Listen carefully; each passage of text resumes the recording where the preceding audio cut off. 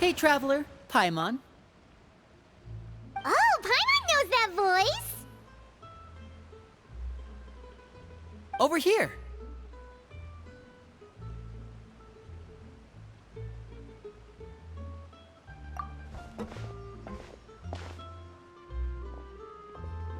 To borrow one of the more popular turns of phrase at the moment, this appears to be quite the fated reunion. Running into you two out of the blue like this has really made my day. I certainly wasn't expecting it. You can say that again. What brings you to Poisson? Wait, Paimon's got it! You must be here for one of your magic shows, right? Actually, we've run into a bit of trouble on the home front, so Father arranged for us to stay in Poisson for the time being. Oh, are Lynette and Freminet here too? Yep, along with most of the other members of the House of the Hearth. You may have noticed Poisson seems a bit more crowded than usual. So you're saying nearly the entire organization has moved to Poisson? Sounds like you've run into way more than just a bit of trouble. What's really going on? Well... Since the two of you are so curious, perhaps I can fill in the gaps. You scared Paimon half to death! Father, you're here. You know... on second thought, maybe we don't need to know? It's all probably super confidential House of the Hearth stuff, right? We totally weren't trying to pry or anything. No need to be nervous. I could sense your genuine concern from your conversation just now. Of course, I can also understand your confusion. Sending so many Fatui here to Poisson, it's only natural that some might suspect an ulterior motive to be involved. I understand. I'm well aware you've had your fair share of confrontations with the Fatui in the past, and I can't exactly guarantee that we'll remain on good terms in the future. As for right now, however, I would say we have little reason to be at odds, wouldn't you agree? The House of the Hearth could stand to be more open with those who have worked so closely with us in the past. As for the issue at hand, well, it hardly relates to any ulterior motive. To be frank, it all stems from a certain rumor circulating around the House of the Hearth. It's an internal matter. What sort of rumor? A rumor that a certain phantom child is hiding away in the House of the Hearth. A phantom child? Ooh, just hearing the name is giving Paimon the creeps. A spirit that should have long ceased to exist is lurking in the shadows of the House of the Hearth. So I decided to bring the children to Poisson before continuing to investigate the situation. I expect I should be able to track down the spirit fairly quickly. After that, it's just a matter of resolving the situation, if you will. It shouldn't be much trouble at all. If you're curious, or if you still have some concerns, it might be advisable to stick around for a few days. I'm sure the children would be exceedingly pleased to welcome some visitors. Lenny, I'll leave you to entertain our guests. I have some matters to attend to. Of course, Father.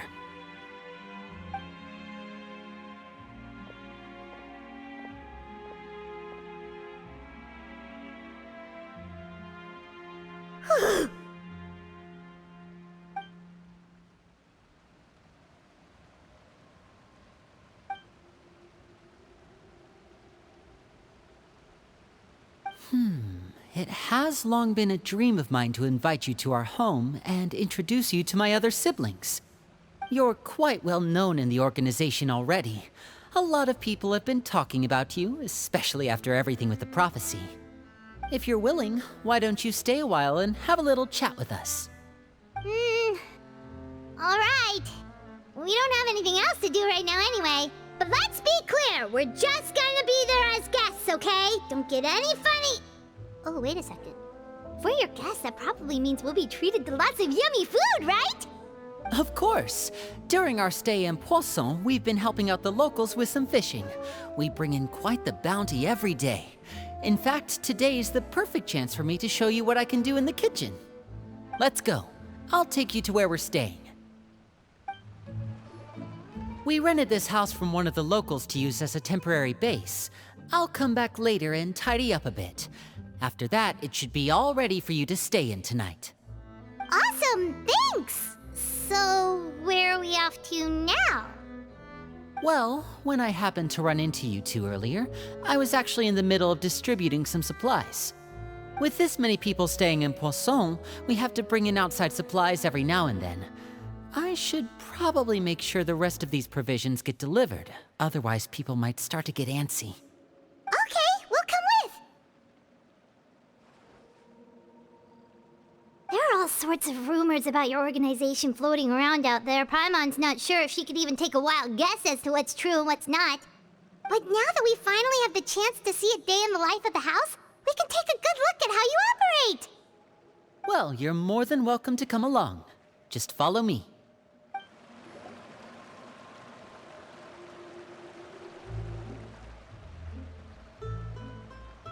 Linny! We're finally here. The supplies. I'm assuming you've... Brought them with me? Yep, here you go. Hello? Something caught your eye? It's the Traveler and Paimon! No way! Come here, everyone! Hurry! The Traveler and Paimon are here!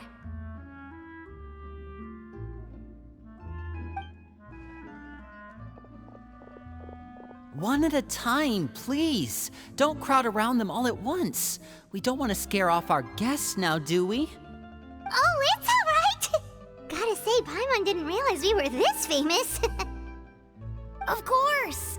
Father and Linny have told us so much about you. Father told us about how you helped Linny. According to her, you're a trustworthy friend. And as far as she's concerned, that's pretty much the highest compliment we've ever heard her give. As you can imagine, everyone's been very curious about you. I heard the Traveler is so strong that she can move a mountain with her bare hands. I heard Paimon eats so much that she can clean out the entire pantry at Hotel de Boer in just 3 days! Wait a second! That's the rumor you heard about Paimon? Oh, not cool at all! Oh wait, when guests visit, you're supposed to give them gifts and stuff, right? Oh, we don't need something like that. Besides, we don't have anything to give to you! Come on, we insist! I can give you some of my new potions. Just pick your poison. And by that, I mean medicine or actual poison. I've got both. Huh? Or maybe Shaplo can teach you guys about stealth! He's super good at it! He's never been caught. Ah, now that's not a bad idea. I know you usually prefer to fight head-on, but it never hurts to expand your bag of tricks, right? When it comes to eliminating your enemies, staying quiet can go a long way. Trust me, I would know. I was poisoned not too long ago, and I'm still dealing with the after effects. So I'm not quite as good as I was before, but I can still give you some pointers. Wait, when you said gifts, Paimon didn't think you meant poison and stealth tactics. But those are the best things we can give you. You don't like them? Ooh, how about this? Tell me the name of someone who really annoys you, and we'll teach him a lesson for you.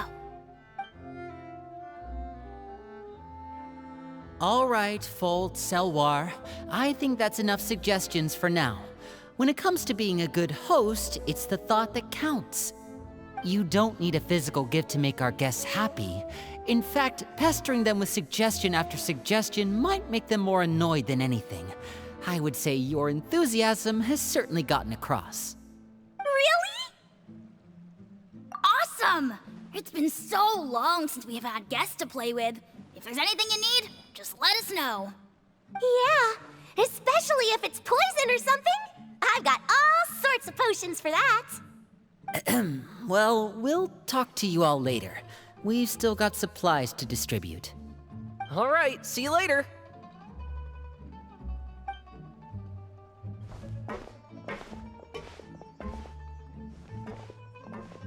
Bye!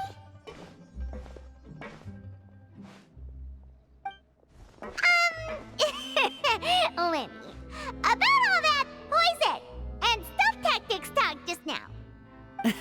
Scared you, did it? That kind of talk comes with being part of the House of the Hearth.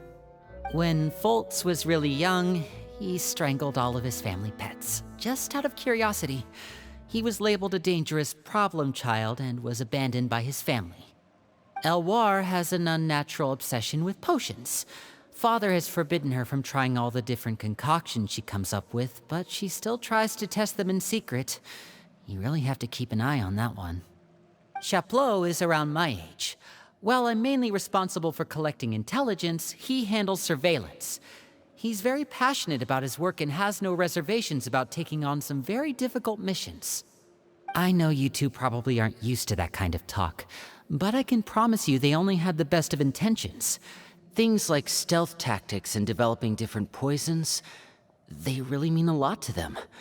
They were just trying to share the best of what they could offer, that's all.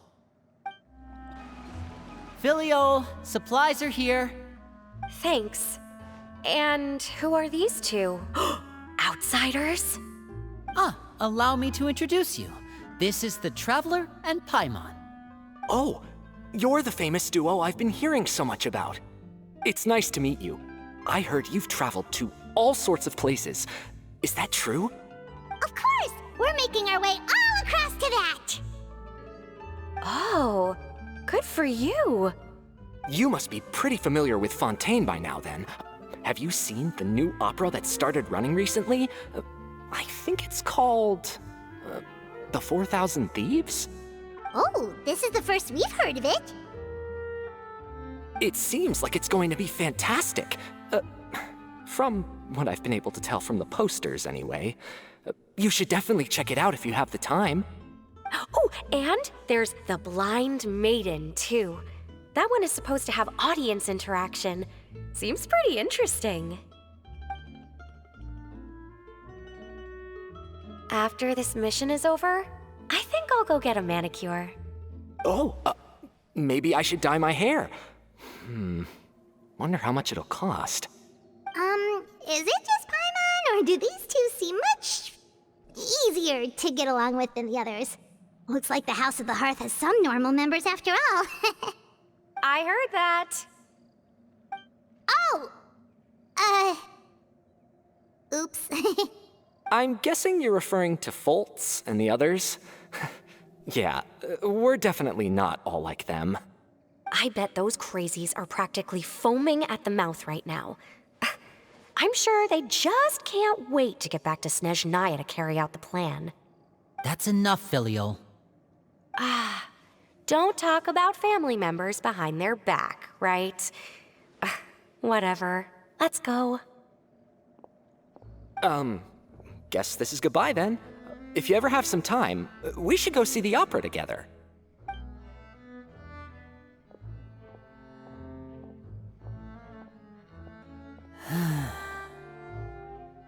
Well, that's it for the supplies. We should probably head back as well.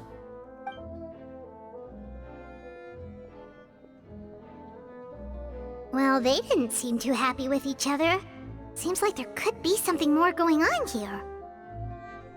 You're right. We're only here as guests after all. Oh, Linny's getting super far ahead. Come on, let's catch up. So, what do you think of the members you've met so far? Well, Father is always encouraging us to be strong-willed and independent. So if there's one thing we've got, it's people who aren't afraid to speak their mind. Well, I should probably get cooking. Wanna join? Of course! Then let's head out and... Freminet? What are you doing here? Well, Freminet! Nice to see you again! you too. I heard you're here as guests of House of the Hearth. Welcome. We were just going to make some food. Why don't you come along? I could use some help in the kitchen, and I seem to remember you mentioning you wanted to make seafood soup for the Traveler and Paimon. Seafood soup? Oh, Paimon's drooling already. Were you looking for something just now, Freminet? Maybe I can help. It's nothing. I just wanted to see if there were any extra supplies. Yeah, we've got some left over. What do you need? Some food and water. And some clean cloth, if possible. No problem. Give me a second here. Food, water... Wait a minute. What do you need all of those for? You're not on any missions as far as I'm aware, and you were just going to come eat with us. So what's this all about? I thought I'd grab an extra portion because I get hungry at night. Could be because I'm growing, you know, and...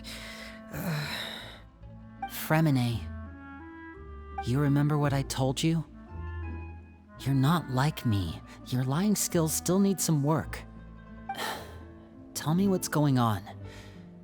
Is it really bad enough that you have to keep it from your own brother? Maybe it'll be better if we gave them some space.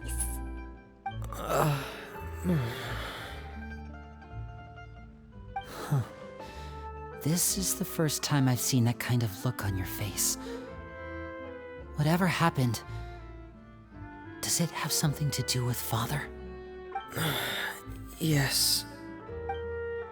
Just follow me. You're back!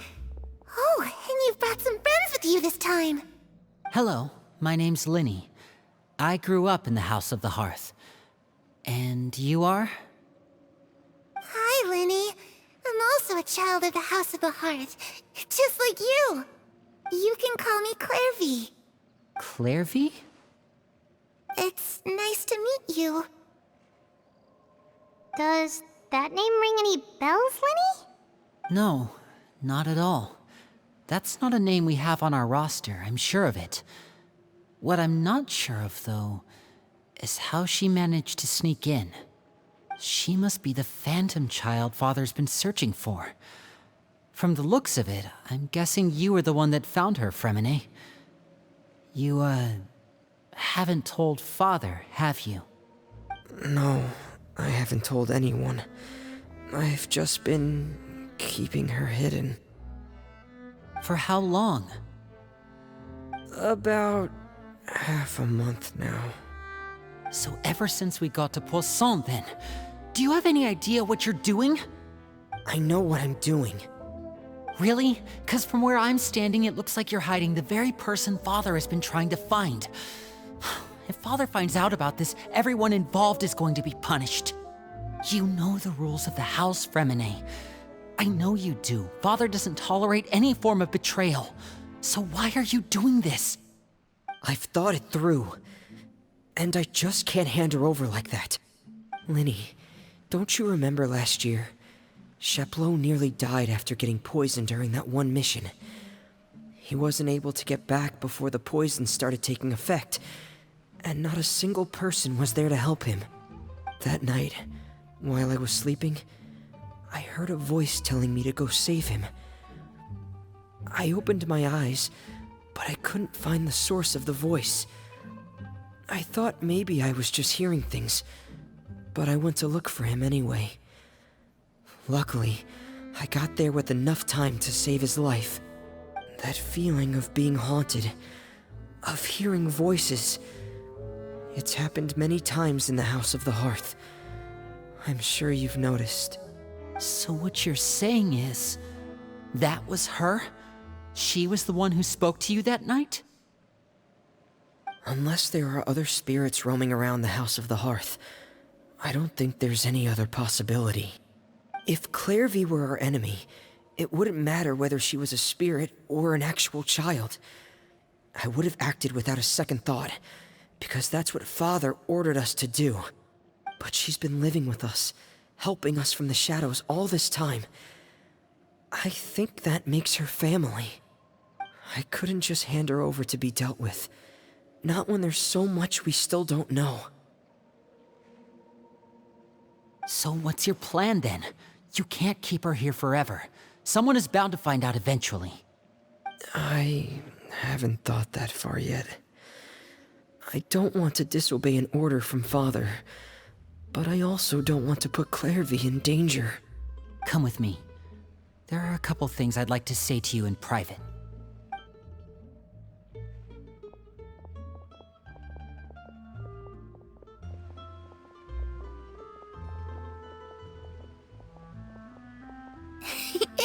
Those two sure care a lot about each other. Well, they got a funny way of showing it. From where Paimon was floating, it sure seemed like they were about to bite each other's heads off. No way! They have a really deep bond. I could tell right away, because I also have a friend like that. I just don't know how long that kind of bond can last. The darkness in the house runs deeper than you can imagine. No one can get out alive. I'm sorry, Linny. I really didn't mean to drag anyone else into this. Oh, really? You didn't mean to? 'Cause I, for one, wish you did. Huh? What do you mean?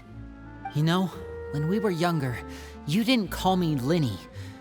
You called me brother, just like Lynette. We grew up together, the three of us. We were all orphans, all rescued by father. Of all the siblings in the House of the Hearth, I think our bond was the closest. Later on, when you started calling me Linny, I wasn't actually surprised. After all, Lynette and I are related by blood. We've had to depend on each other to survive long before we joined the house. Linny, The darkest and most difficult moments of my life happened before you and I had ever met. I'm sure that's true for you as well. Even so, Freminet, we've stood by each other for all these years now, and to me, that means more than blood. You and Lynette are the most important people in my life. No one can replace you. So I won't let you face anything alone. Not if I can help it. Oh, looks like things are getting kinda heated between Linny and Freminet. Maybe we should go check on them. Hey, you two! Hope we aren't interrupting anything. Like a fight, or... Oh, wait a minute, Freminet. You're not crying, are you? Is everything alright? Everything's fine. Thanks for asking.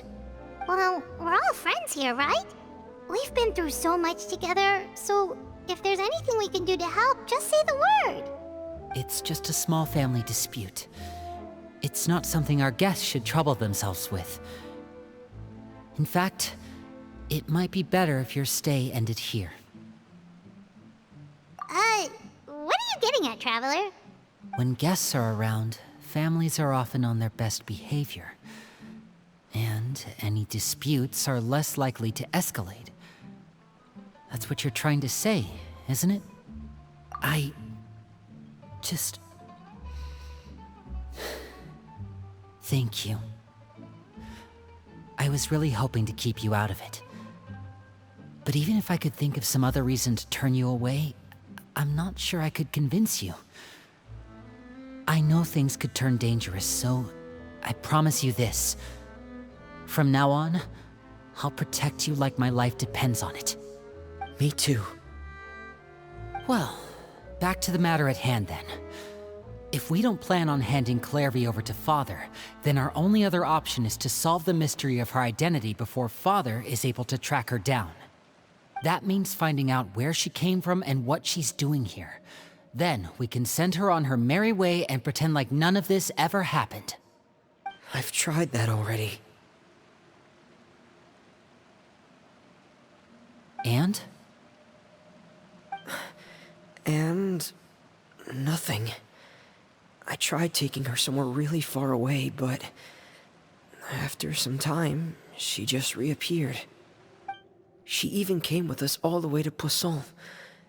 It seems like wherever the house is, she follows. I don't know much about spirits.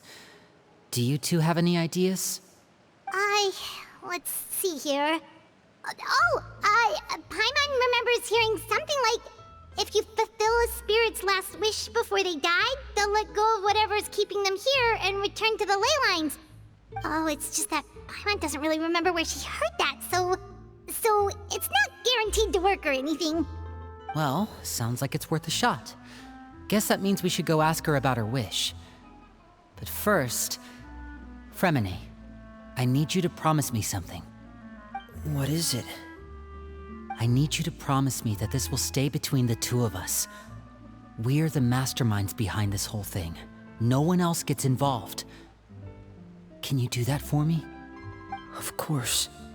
I promise. All right. Then let's seal the promise just like when we were kids. Fist bump on 3. Ready? 1, 2, 3. I swear.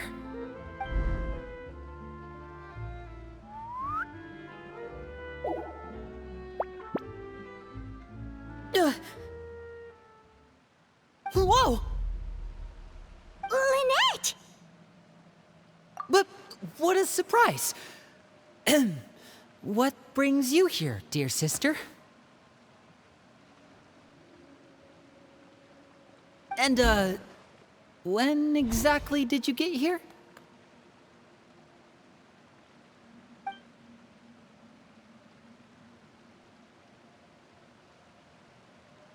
You're an idiot, brother. And you too, Freminet.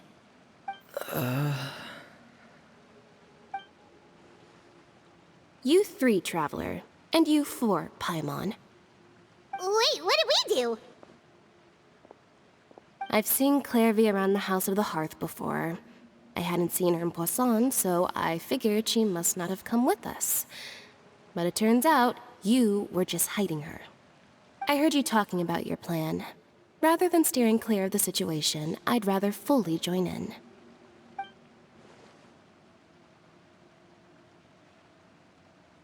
If you don't agree, I'll have no choice but to report everything back to Father. Simple as that. You're not giving us much wiggle room here, Lynette. Well, I guess we're all in this together then. After we talk to Clervie, we'll figure out our next move. There's no time to lose. Let's go.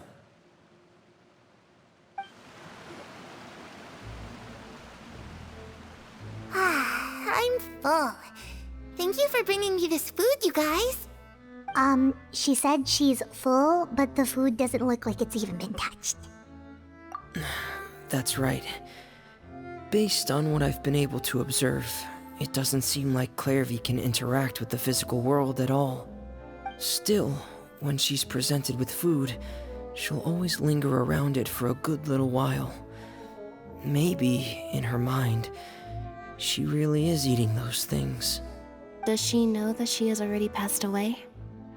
I've tried to ask her, but she didn't answer. My guess is that she's just as confused as we are. Or maybe she couldn't understand the question at all. Clervie, if you've got some time, I'd like to ask you a few questions. Sure. Oh, another new friend. Hi, I'm Clervie. Hello. Clervie, how did you join the House of the Hearth? Huh? Isn't it the same for everybody? The Nave brings you here and then you can't leave. It's just that your name, it's not on the roster. And I've never seen you before. The roster? Oh, I get it now. I think there might be some things you don't know about this place. The people in charge, they're not as nice as they look. They say they keep a roster, but it's not complete. There are a lot of people who aren't on it, and never will be. In this house, some people are family, and other people are just test subjects. Those kinds of people aren't ever going to get a place on the roster, unless it's the roster of people who've been executed. Wait, does that mean the Nave... Is there anyone that can vouch for you?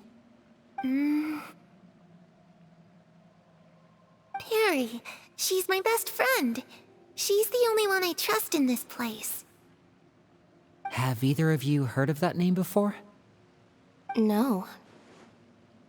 Me neither. Clervie, Perry. Neither of those names are on the roster. But it seems like she's telling the truth.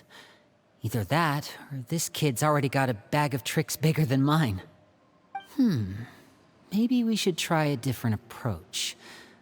Clervie, do you have a wish? A wish? It can be anything you want. Just imagine. It's your birthday, you're blowing out the candles, and your wish is...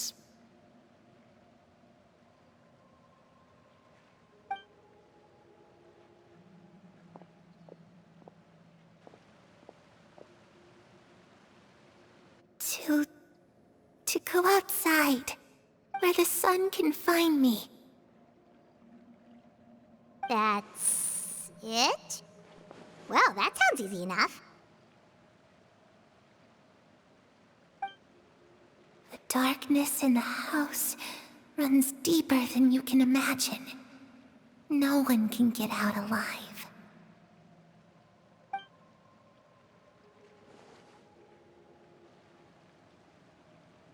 Okay, time to divide and conquer.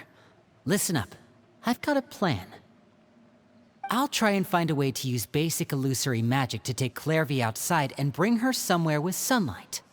Lynette, try and find the list of executions that Clervie was talking about, and see if her name is on it. Freminet, you stay in Poisson. We can't be the only ones who've had run-ins with Clervie. I need you to collect intel on everything she's said and done. Understood. I'll try my best. What about us? What should we do? I really appreciate your willingness to help, but this is a family matter. I don't want to drag you in too deep. It's too risky. Let me think. Since Father considers you to be guests, maybe you could stick by her side for a little while. You don't need to do anything except keep up some nice, casual conversation. Ah, Paimon gets it. You want us to distract her. I'll give you a magic bird. If Father suspects something, all you need to do is release it when she's not looking, and it'll alert me that something's wrong. Of course, that's only as a last resort. If Father doesn't seem to notice us, there's no need to make contact. We'll reconvene here tonight after all's said and done.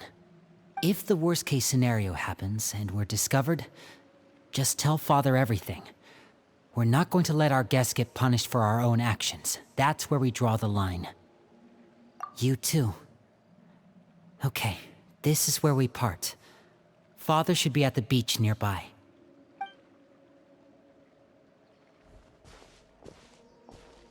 I really hope this goes well. No, it has to go well. That's the only way this can get resolved.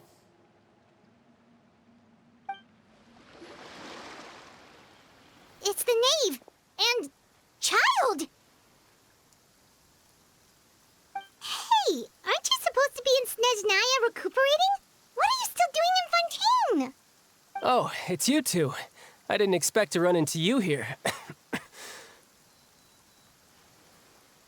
I was unconscious for quite a while after the fight in the Primordial Sea. After I woke up, I realized I was being taken back to Snezhnaya, and well, I couldn't have that now, could I? Not when I've still got unfinished business here in Fontaine. So, I mustered up all my strength and made the journey back on my own. What sort of unfinished business are we talking here? It has to do with Skirk, my master. I really wanted to meet up with her, but by the time I got back, she had already left. I still have so many questions for her. Without any other leads, all I could do was ask the Knave to help me track her down. She must have left behind some traces from her time in Fontaine. Oh, okay, so have you found any clues? Unfortunately, no. While the House of the Hearth is adept at collecting all manner of intelligence, certain existences can still manage to escape our purview. Basically, unless Master feels there's a need to meet with me, she's not going to be found. But that problem has an easy fix. I just need to become stronger, and then... Paimon thinks you should focus on getting better first. The worst of it is over. It's all thanks to that one kid from the House of the Hearth. Elwar, I think her name was. She gave me a bunch of random potions to drink. They didn't go down easy, let me tell you. Pain and chills all over. But they really did help speed up my recovery. And that's good, because it looks like I really do have to head back this time. The old man's been putting the pressure on me. He sent someone to tell me I'm needed for some sort of project. Project Stjarna? Yeah, that's the one. I heard Regrator's involved too. I'm not looking forward to having to listen to all his monologuing, that's for sure. Hey, maybe you could think of a way for me to stay in Fontaine for a little longer. Helping Lynette and the others brush up on their fighting skills would be far more interesting. If you and I could spar, that would be even better. I've been waiting for a chance to see you go all out. And what a sweet little daydream that is. But I also have a role to play in all this. I'll be leaving Fontaine shortly as well. Besides, considering how little they see fit to step outside the homeland, being called on to return to Snezhnaya by such illustrious dignitaries, what a great honor. Wouldn't you agree? One I could do without, I'd say. Is it just Paimon? Or does it kind of seem like they're... So, dear guests of the House of the Hearth, to what do I owe the visit? Well, we just... Right! We're super close to Lynette and the others, but we still don't know much about you! Is that so? Introductions have already been made, have they not? Oh, well, you see? There's only so much you can learn about someone from a short introduction. At least tell us something a little extra, like... Why do you call yourself father? Huh, good question. I'd also like to know. The fact that you have to ask tells me our intelligence work has been quite successful. Telling you the answer to that question would only serve to undermine that success. And we can't have that, now can we? Spoken like a true diplomat. That was some expert sidestepping right there. Well, if there's nothing else, I think I'll take my leave. I still have a small matter to resolve at home. Wait, don't go!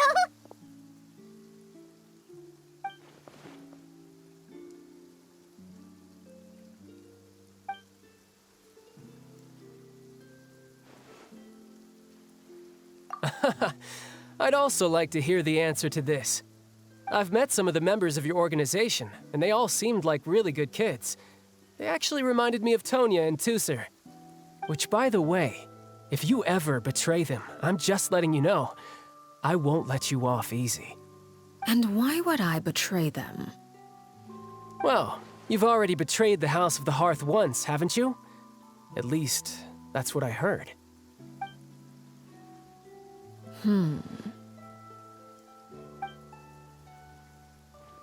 Okay, I admit. That's just what the old man told me. The rooster, I mean.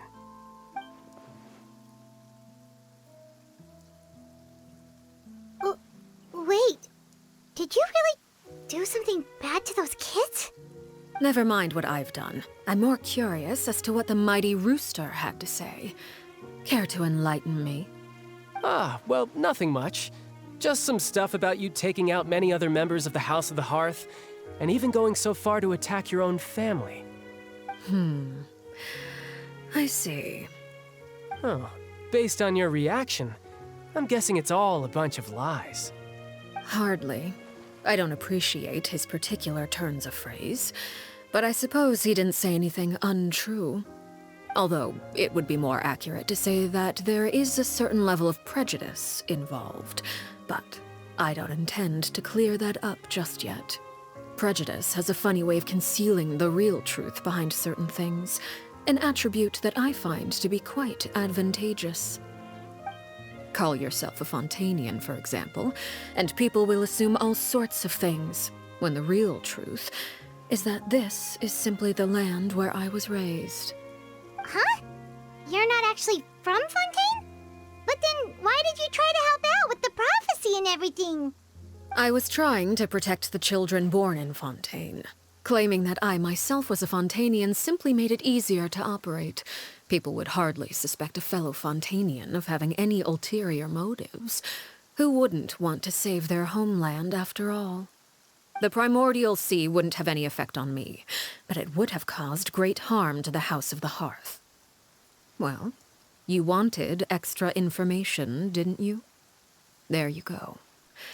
I hope that satisfied your curiosity.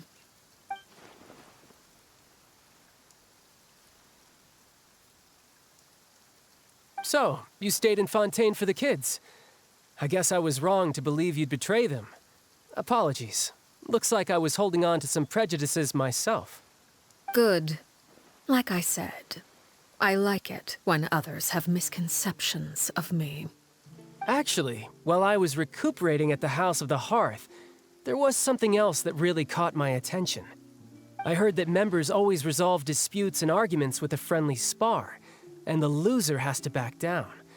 Seems pretty cool if you ask me. Would also give them plenty of opportunities to hone their skills. Well, that's only a recent development. In the past, such spars weren't nearly so friendly. The losing party would lose everything, including their life. They were that high stakes? Whew, at least that's not a thing anymore. Well, the current atmosphere's not half bad. I'm a bit jealous, actually. You've got so many family members around you, and you even get to live with them. Having a lot of family around means dealing with a considerable amount of bickering and scheming. Once Tonya and Tusser enter their rebellious phase, I'm sure you'll understand. Just imagine. Tusser becomes obsessed with plucking out strands from the rooster's mustache, or Tonya decides to dye her hair 42 different colors. Okay. I get the picture.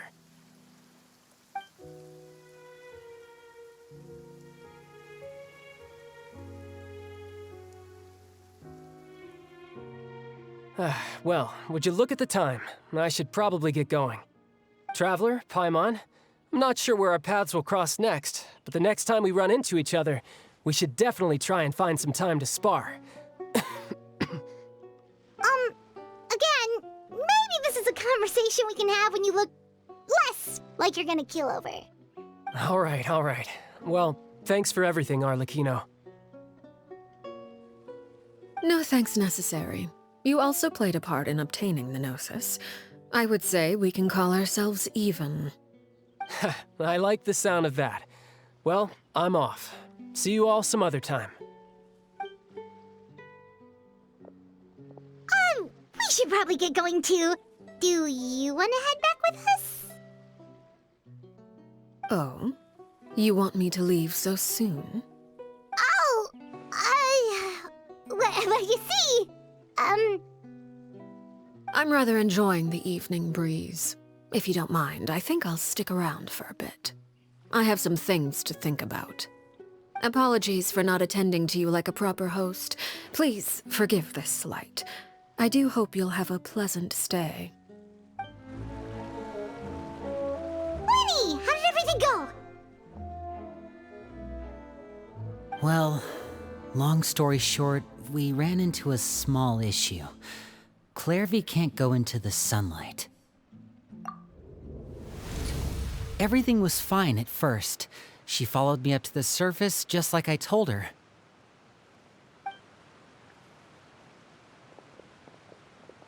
But as I led her out of the shadows and into the sunlight, she vanished. I turned around and there she was, standing at the edge of the shadows, silently watching me. Huh. Maybe she's afraid of sunlight, or... No, it wouldn't be her wish if that were the case. Well, we could always try pushing her into it. Oh, true. I've pretty much tried it all already. Nothing worked. Eventually, the sun went down, so all I could do was bring her back here. How did it go with you, Lynette? Good. I've got the list. It's right here. Really? Well, what are we waiting for? Let's take a look!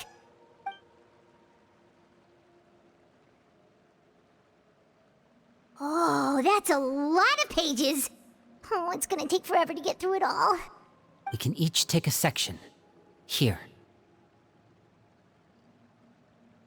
La Pouillade, L'Endroit, Chambel, Horaire.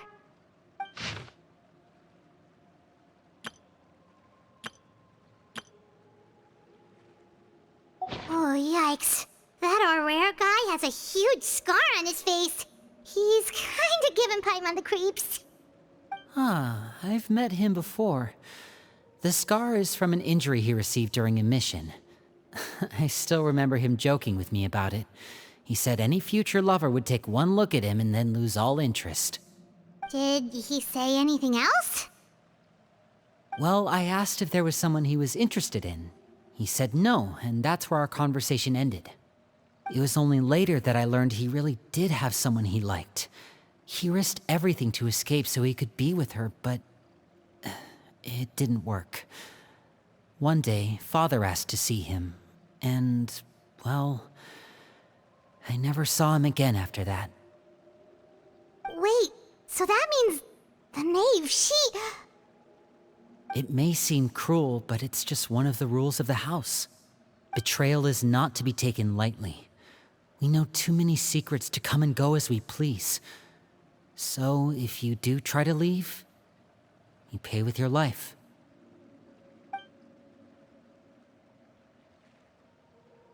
Her name's not here, huh?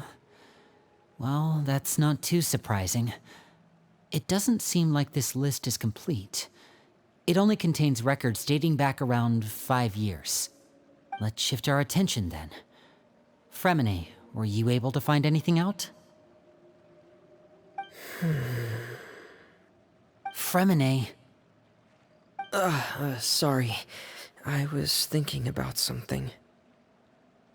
I managed to talk to quite a few people, but I couldn't help but notice that the atmosphere in the house was a little... strange. Strange? Yeah, I mean, I know there have been arguments in the past, times when people haven't gotten along. Chapleau and Filiol are a good example of that. Oh, those are two of the people that we met while delivering supplies. Paimon can see how they might not get along. They had very different vibes, and their, interests seem to be pretty different as well. That's to be expected, actually. Father brought us all here, shared her knowledge with us, taught us how to fight. That's one thing we all share. But that's also where the similarities end. Not all of us feel the same desire to stay here. As members of the House of the Hearth, we're also considered part of the Fatui. And to a lot of people, that's an identity they never asked for. Certain members get older and realize they want something else for themselves. But considering the rules of the house, most people would never say that out loud.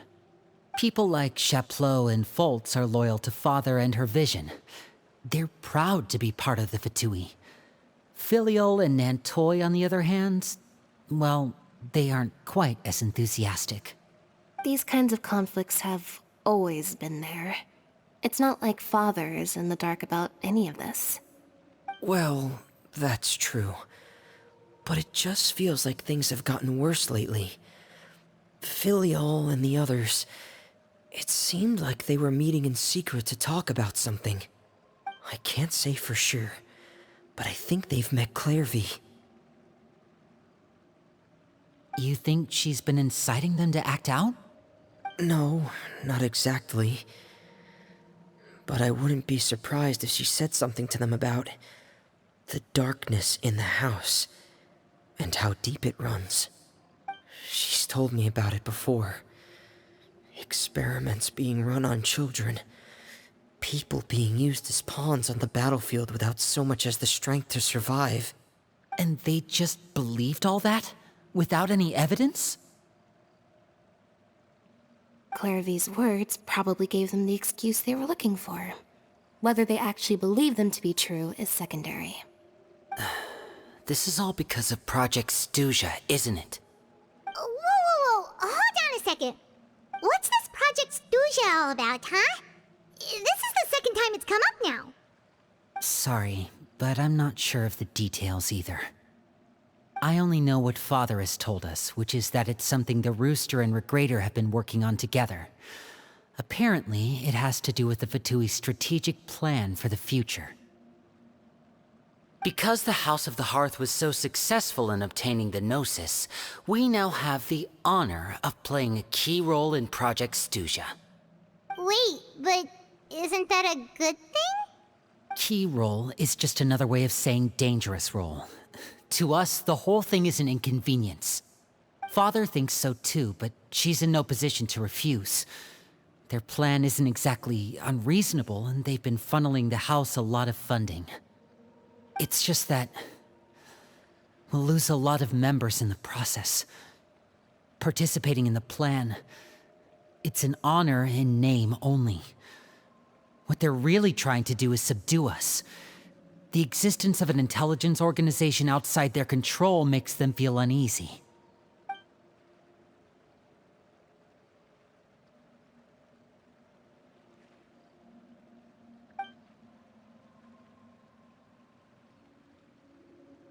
Okay, super complicated top secret Fatui business aside, what does all of this have to do with the conflicts you were talking about earlier? Paimon doesn't get the connection. External pressure has a way of exacerbating internal strife. You can't overlook the power of fear either. People are afraid of dying, and that fear is often the impetus for a lot of stupid decisions. I thought resolving the Clervie situation would make everything go back to normal, but it looks like things are more complicated than I thought. If we leave Filiol and the others to their own devices, sooner or later, Father will be forced to take action. We can only focus on one situation at a time, brother. You're right. Even if we confront Filiol and the others, it won't do any good. It might even make matters worse. We should focus on Clervie for now. Well, it's getting late. We should head back and get some rest. We'll try again first thing tomorrow. Lynette, you stick with me this time. Freminet, keep a close eye on Filiol and the others. Make sure they don't do anything they'll regret. Good work today, everyone. Have a good night, and I'll see you tomorrow.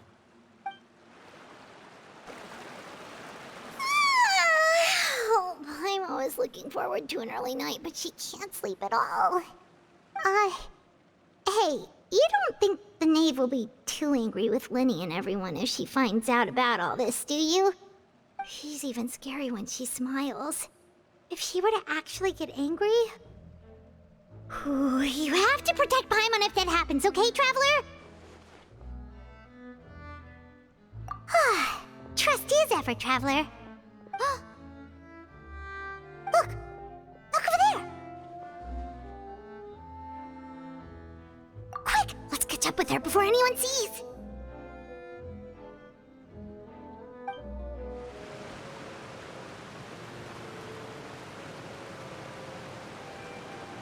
Clervie! Shh. I opened the window while no one was looking. Look how pretty the outside is. If only I could have more than this. You probably think I'm being silly, huh? All this hopeless resisting? It's better to dream of what I could have than try to make it a reality, right? Please, help us get on the same page here, Clary. We need you to tell us what you know. Can you do that? Sure. Although, after you hear all this, I think you might regret that decision. Everyone in this family is nothing more than a tool, something to be used and exploited. We're all expendable, including me. As long as you're useful, you get to stick around. Lose your value, and you're handed over to the doctor, experimented on, and given a fate worse than death. I've seen it happen again and again, and I've had enough. You're saying the Knave did all that?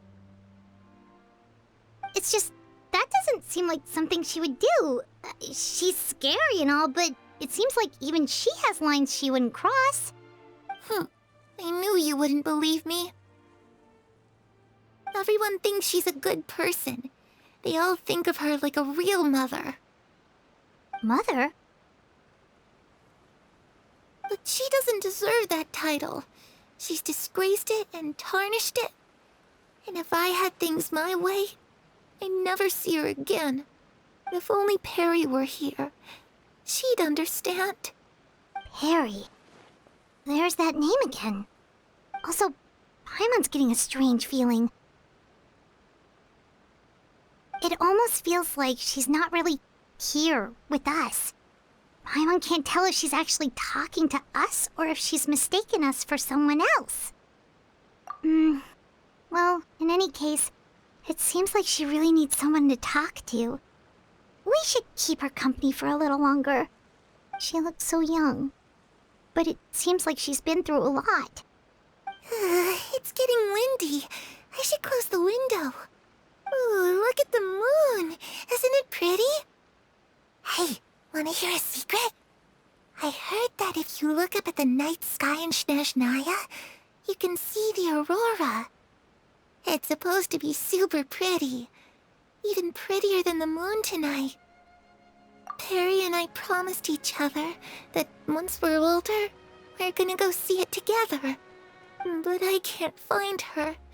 I'm worried she's also been... No, that wouldn't happen to her. She's special. Mother likes her a lot.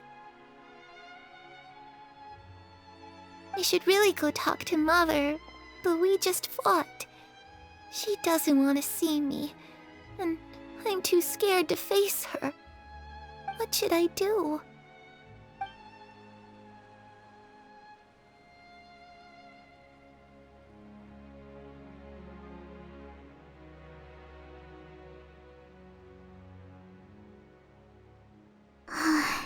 Paimon really doesn't understand what's going on with her. Well, let's head back. We've got an early morning tomorrow. All right, looks like we're all here. Let's go ahead with the plan. Oh? What is it? What makes you ask that? Well, we kinda ran into Clervie last night, and that's what she told us. We met the doctor back in Sumeru. He's super dangerous, and he's done all sorts of bad things. It's possible that Father and the Doctor have had certain dealings, but I don't think Father would work with him. We're not really on the same side, so there's not a lot of trust between them. That doesn't exactly set the stage for a successful partnership. I did hear, though, that when Father first became a Harbinger, the Doctor offered to work with the House of the Hearth. Father rejected most of his proposals, except for one. It had to do with some sort of secret experiment. Secret experiment? Could that be what Clervie was talking about? I don't think so. I don't know any details about the experiment itself, but I do know it's an entirely independent operation. The Doctor only proposed a direction for the research. That was the extent of his involvement. I still don't think that counts as working together. The details of the experiment are confidential, but complete records are kept on all participants. That doesn't seem to be the case with the situation Clervie referred to. I know you don't agree with some of the Fatui's methods, and I'm not asking you to. But I am asking you to trust us on this. The House of the Hearth has its own principles. There are certain lines we're not willing to cross. Alright, that's good to hear at least. Clervie seems to think the Knave and the Doctor worked together to do something horrible. If that turned out to be true, Paimon doesn't know how we would even face you guys. It's just that it doesn't seem like Clervie is lying either. The easiest thing to do would be just ask the Knave directly, but Paimon doesn't think she'd tell us. Father didn't come back last night. She's probably still near the shore. We'll be counting on you to distract her. Lynette, you're with me. Freminet, you know what to do. Be on your guard, everyone. All right, let's get to it.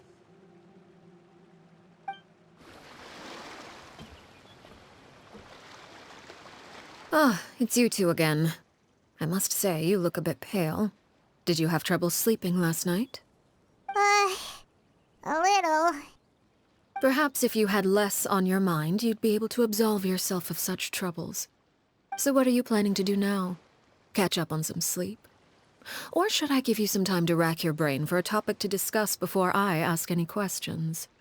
Although I must profess to being curious. Without Childe here, how do you plan on distracting me? Us? Distract you? Good one.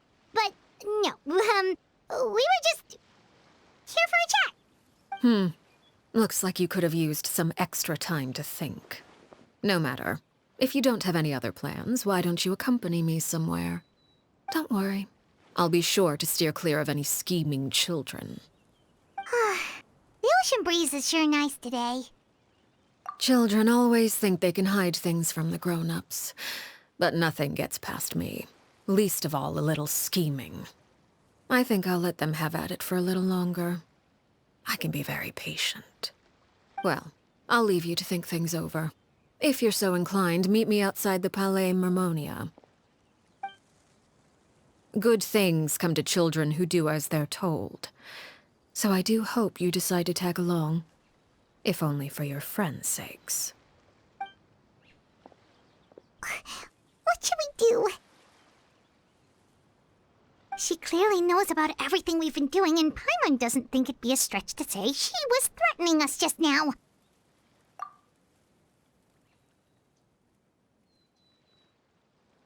Oh, good idea. Hopefully he sees it in time. Well, we should probably head to the Palais Mermonia. Paimon doesn't want to find out what happens if we don't show up. Based on what the knave was saying just now, it sure didn't seem like it'd be anything good. Okay, then we probably shouldn't keep her waiting. It seems like Lynnie and the others are on thin ice, so let's do our best to not get them in any more trouble. Seeing as we still have some time before my meeting, we might as well enjoy some pleasant conversation while we wait. I'm glad to see you get along with my children. Being surrounded by good companions is necessary for a child's development. You're not planning on doing anything to them, are you? I assume you're referring to Lynnie, Lynette, and Freminet. Although, there's that situation with Filial and Nentoy as well. It appears quite a few people have been acting out lately. No matter. I'm not one to discriminate. All those who betray the house meet the same fate. There are no exceptions. Does that mean you're going to kill them? Oh, are you here to beg for their lives? I'm sorry to disappoint, but the rules of the house change for no one. In my organization, everyone is responsible for their own actions.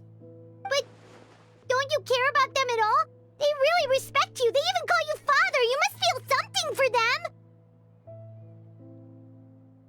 Any organization in which feelings come before principles is one destined for ruin. The House of the Hearth is hardly an exception. You could say our principles are more stringent than most. Perhaps I can offer you this consolation at least. As our guests, you two will not be held accountable along with them. I would imagine Lynnie, Lynette, and Freminet will be able to keep their lives. As for Filial, Nentoy, and the others, I'm afraid there's little I can do. They can try to escape, but once you know our secrets, there's no getting out alive. But that's awful. Ah, you seem concerned. Out of consideration for my guests, I suppose I could turn a blind eye for a little longer. If Lynnie and the others manage to dispose of Clervie in the meantime, all evidence of their wrongdoing will be lost. In that case, I could hardly punish them for something I couldn't prove. If their efforts are unsuccessful, on the other hand, all will be held accountable. And the punishment will be severe. Of course. Oh, and here, I believe this belongs to you. Do try and keep better track of it next time. It takes a considerable amount of time to train a bird like this. It would be such a pity if you were to lose it. Permanently. Wait, where did you get that? Well, I'm afraid that's all the time we have to chat. Now, for the matter at hand. I asked you to meet me here because I have business at the Palais Mermonia. It has nothing to do with you, but I think it would be prudent for you to stick by my side for the time being. There will always be time later to run off and tell Lynnie what you've learned. Well, time to go. Looks like we wrapped things up just in time.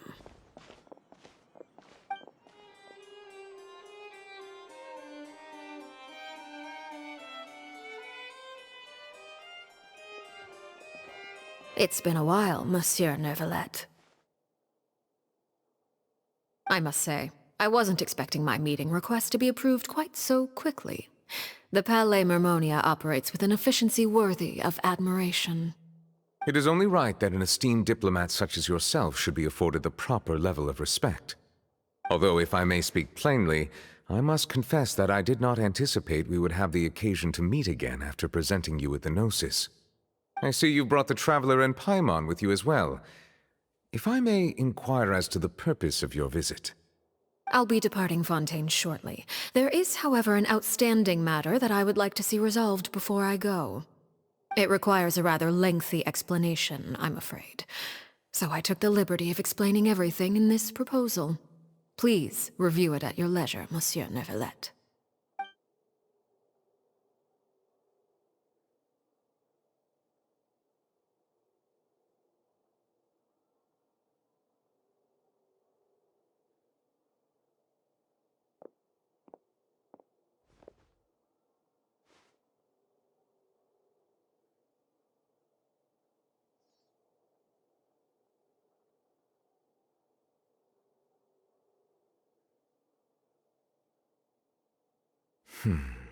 I understand your request. However, at the risk of causing offense, I must admit that I fail to see why you would wish for such a thing. I heard you have a certain fondness for water tasting, Monsieur Neuvillette, so allow me to use water as an analogy. A family is like a large body of water with countless rivers flowing in and out. As someone who watches over this system, I would hope that each river that flows from the source will eventually reach the ocean. Of course, objectively speaking, I know this is impossible. Most of the rivers will dry up along the way, disappearing into the ground and leaving nothing but a barren riverbed behind. Not all rivers are destined to reach the ocean, but I would not see their existence rendered meaningless. I believe the water that flows within them is simply meant for a different destination, like a field in need of irrigation. Or perhaps the glass of a certain water-tasting enthusiast. Did you get any of that, Traveler? Your words paint an optimistic picture indeed. Allow me to remind you, however, few among us are willing to sip from a glass filled with tainted water. It may have been tainted at one point in time, but not to worry. I'll make sure it's strained of all impurities and returned to its cleanest form.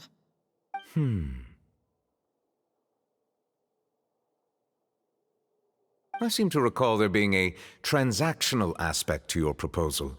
Perhaps you could expound on that? If you accept my proposal, Monsieur Neuvillette, I will gradually withdraw my forces from Fontaine. And, unless absolutely necessary, I will no longer carry out any special missions within Fontaine. I presume I can take your words to mean that, in the future, cases similar to the Tartuffe assassination will cease to cross my desk? Tartuffe? Ah, that thief who embezzled funds from all those charities, you mean? My deepest condolences to his family, but without any evidence, I cannot imagine how the House of the Hearth might have been involved in his passing. Of course, if you accept my proposal, Monsieur Neuvillette, I'm sure certain measures could be taken to reduce the frequency of such troubles. You choose your words carefully indeed. In that case, I am inclined to accept your proposal. My thanks for your generosity, Monsieur Neuvillette. Well, with that settled, we should be going now. I took the liberty of bringing along 2 bottles of spring water from Snezhnaya for you to enjoy. I do hope I get the chance to hear your impressions. Perhaps at our next meeting, yes? Indeed. I trust you would not overlook your commitment in the meantime.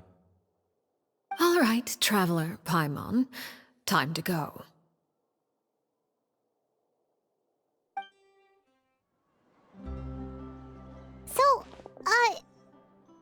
exactly were you talking about back there? Paimon only heard you mention some rivers, a large body of water, and then some kind of irrigation scheme.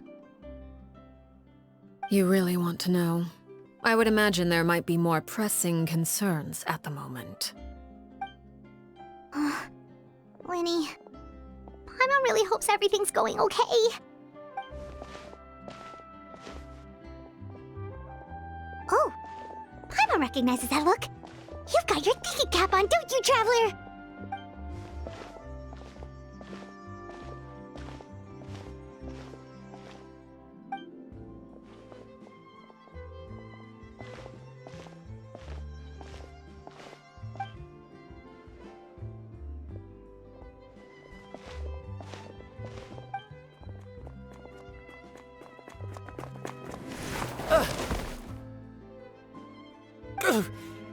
Oh, shoot. Are you alright? Oh, jeez. I'm so sorry. I was so focused on selling these papers, I wasn't looking where I was going. Well, let me make it up to you at least.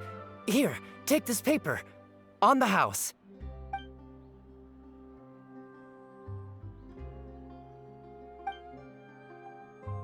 Oh, you don't have to give us anything. Please, I want to. It's not like I'm short on supply. All the extras will be useless come tomorrow anyway. It's my fault, really. I was just trying to bring home some extra mora for the family, but I bit off more than I can chew. I haven't had many takers today, so I'm still swimming in papers. What's going on here? Nothing much. I just ran into your friend here on accident. I should probably get going, actually, so... Hold on. Of course, I'm happy to compensate you with mora, it's just... I don't have any on me at the moment. I'll take 3 papers. Here. Your payment. Oh! Thank you for your patronage. May the Archons bless you with good fortune. If only I had the chance to run into such generous customers every day. I should probably just take on a smaller inventory though, right? I'm getting married soon, so sometimes it's hard to not get ahead of myself. Anyway, I should head out. Goodbye! Well, now that my affairs are settled, we should take the boat back to Poisson. We've even acquired some light reading to enjoy along the way. Actually, why don't we stick around for a little longer? Paimon just realized how hungry she is. She can't head back to Poisson on an empty stomach.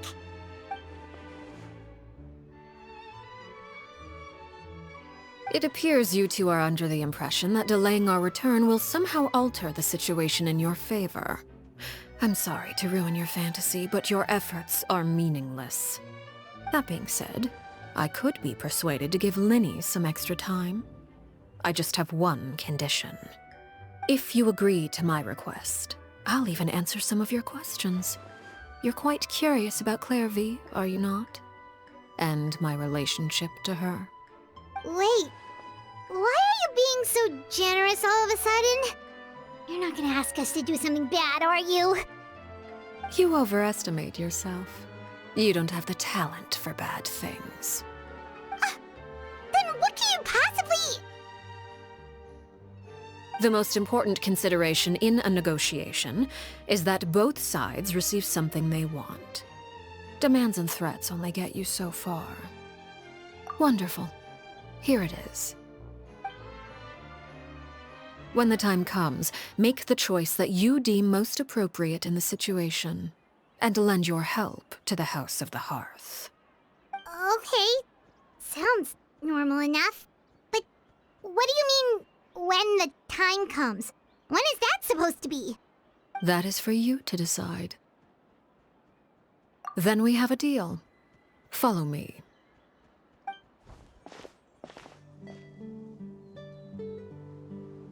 What is this place? Somewhere long forgotten by everyone.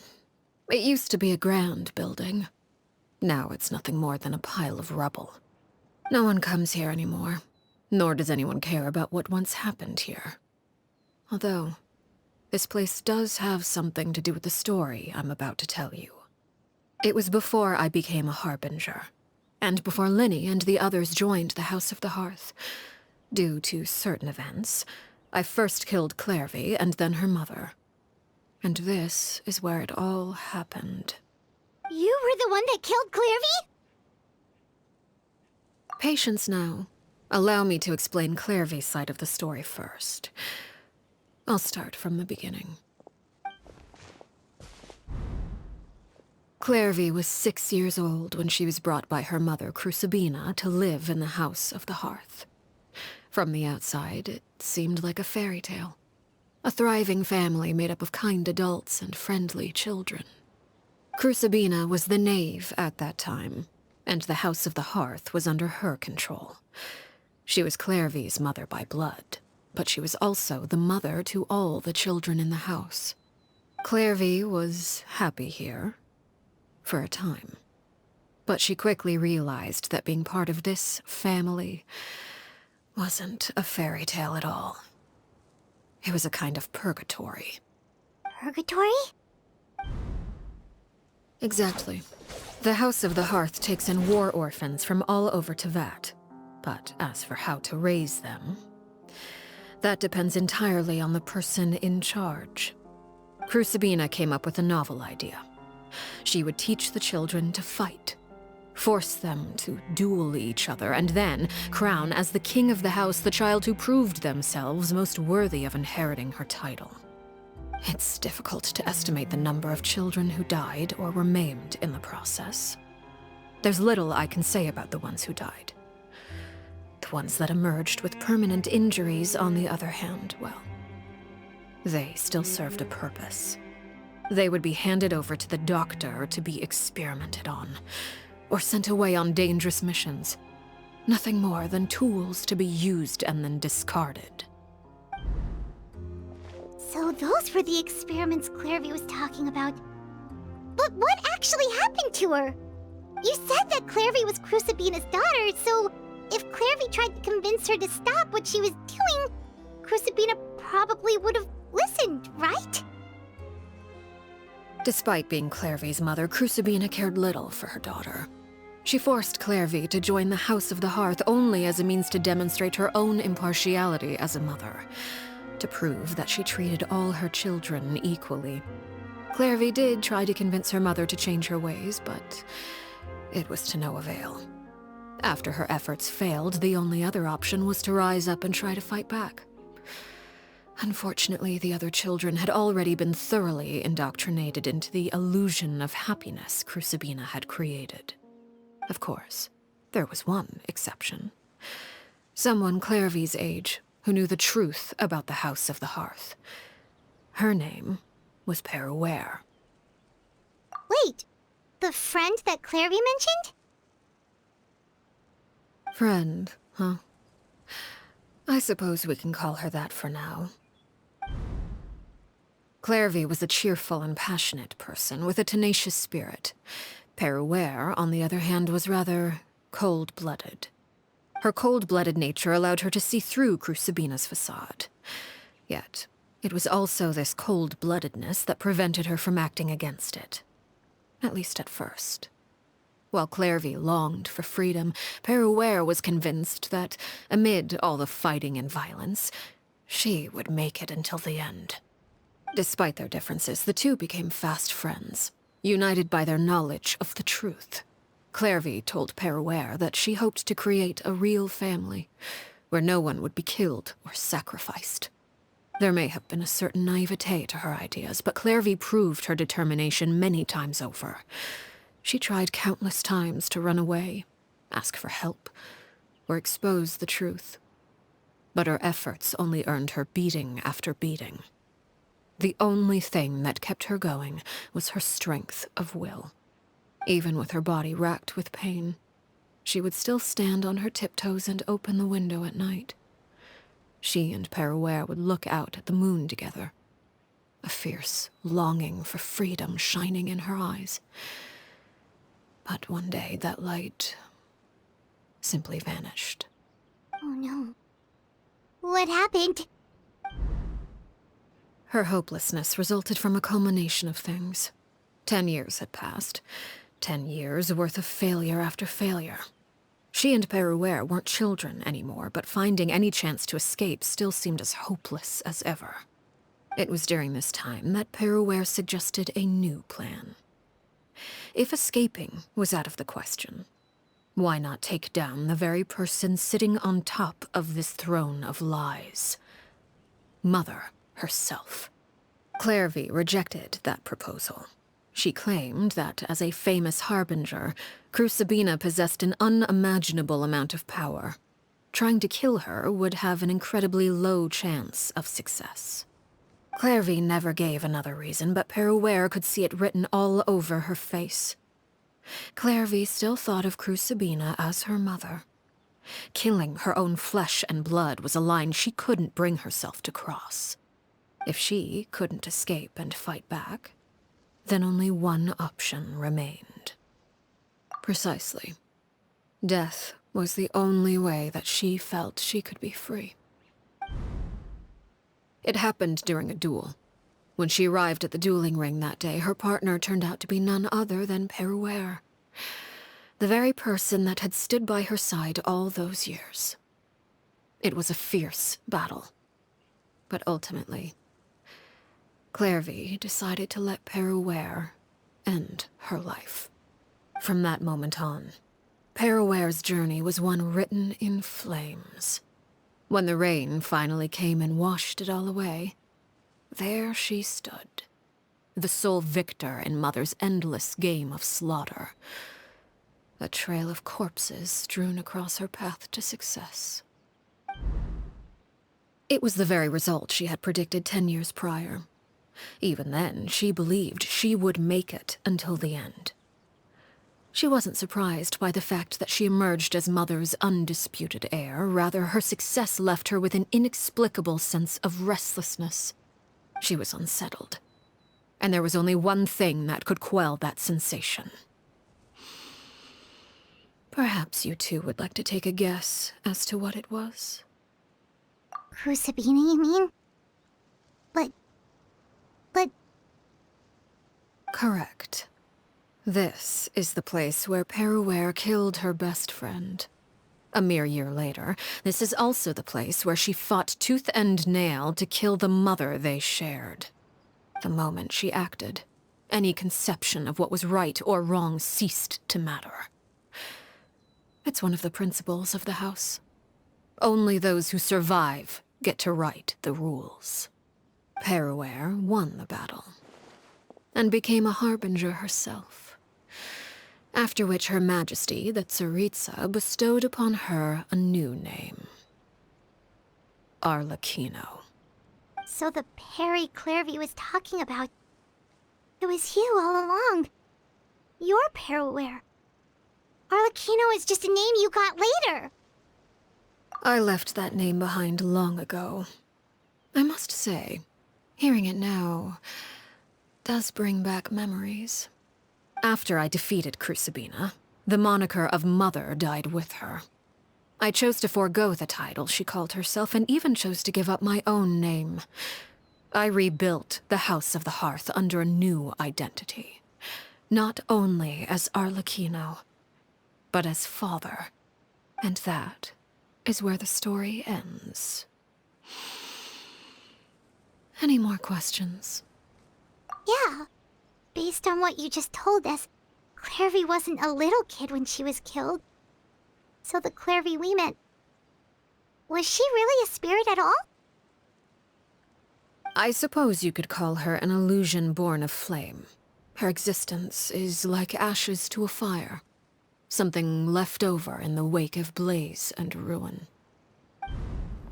You see, a certain power runs through my veins. It's not unlike a curse. My flames leave behind shadows of anything they consume. Of course, the chances of those shadows morphing into a sentient entity are exceedingly slim. Clervie is a very special case. Clervie died when she was 16 years old. But what emerged from the flames was her 6-year-old self.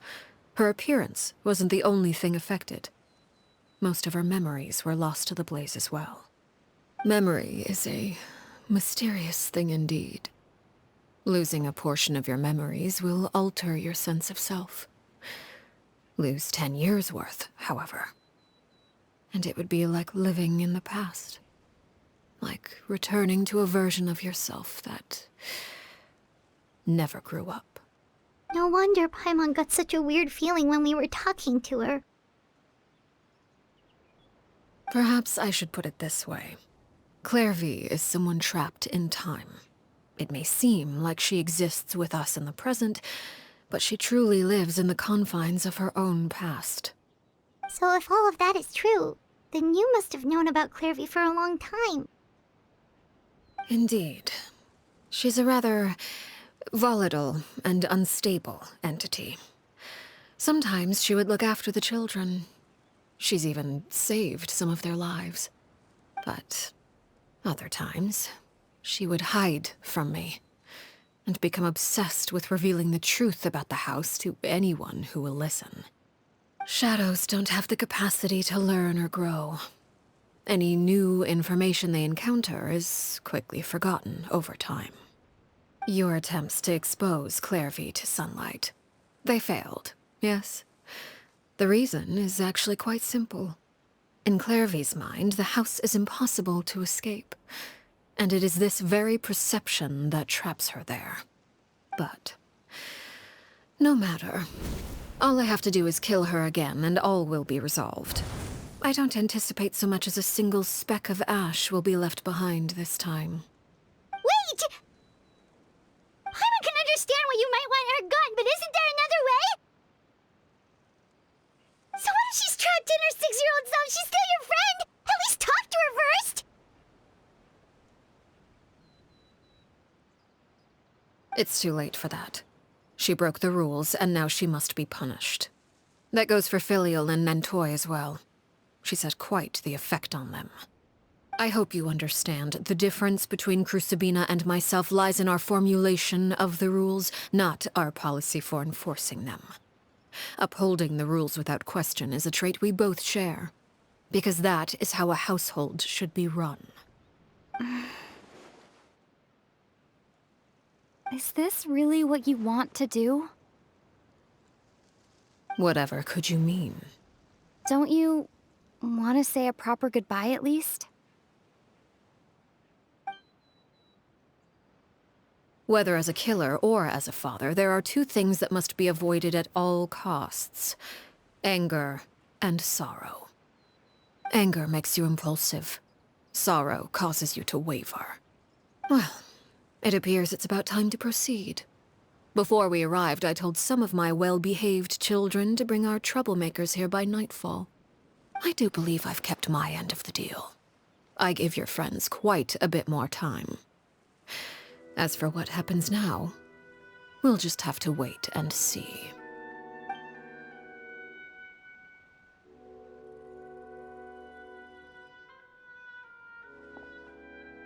Here they are, Father. You gonna execute him? Seeing something like that would actually be a first for me. Lenny! I'm sorry. I heard about how you helped buy us more time. But I still failed. I couldn't find a way to fulfill her wish. Huh? Are you... Perry? Indeed, it's been a while, Clervie. Perry! Shh, stay right there. I'm sorry to postpone our reunion, but first I believe certain scores need settling.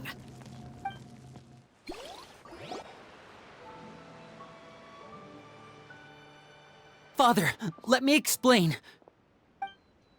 Out of my way. Father! You chose to conceal a threat to the house. And for that, you must be punished. Overall, however, I suppose your wrongdoing is hardly the most egregious of the bunch, so I'll deal with your punishments later. As for right now, the more pressing concerns are the traitors among us. By traitors? Do you mean us? Father, let me explain. We didn't mean to... Fultz, why don't you share what you heard? Yes, Father. Secret Midnight Meeting number 3. Participants, Filial, Nantoi, Sato, Toddy. Nantoi clearly said, if only Father wasn't the one who took us in. Sato added, I'm sick of this life. I just want to live as a normal person. Filial was the worst of them all. She called us crazies and said a bunch of mean things about Father. I did not! You're lying! Fultz is trying to frame us. It's not like I'm the only one who heard those things. After that, you and Toddy and a bunch of other people started talking about Clervie. You were using all those things Clervie brought up as an excuse to question Father. We're birds locked in a cage. The only way out is to destroy it. That's what you said, wasn't it? You little... You just want me gone, don't you? What did I ever do to you, huh? And you, Sheplo, have you forgotten who stood by your sickbed, watched over you, and changed your dressings? Come on, let's hear it then. What's your reason for all this?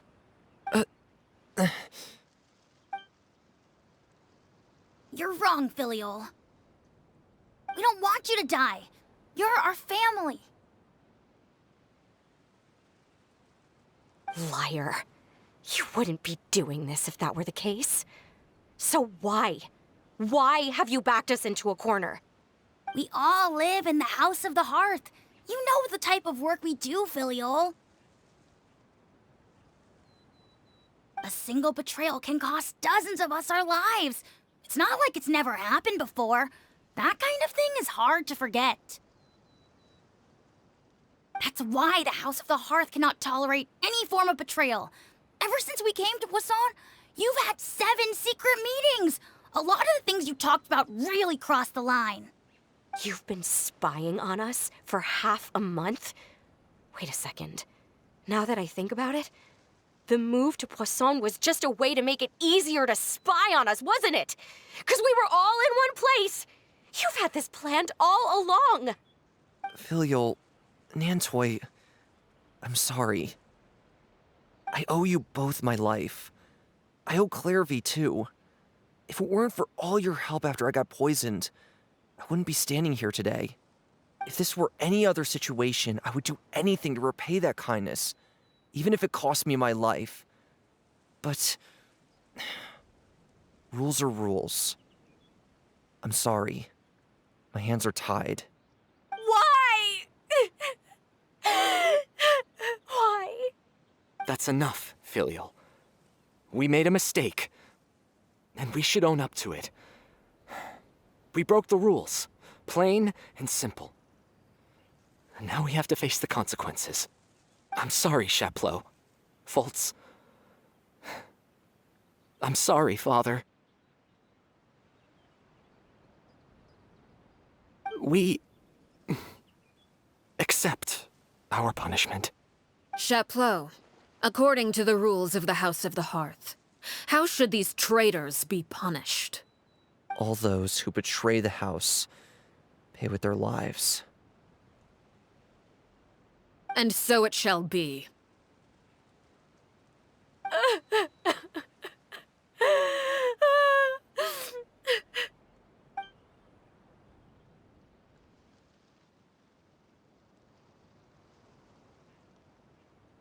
Father, please wait!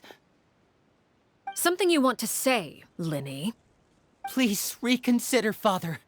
What Filial and the others did, does it really count as betrayal?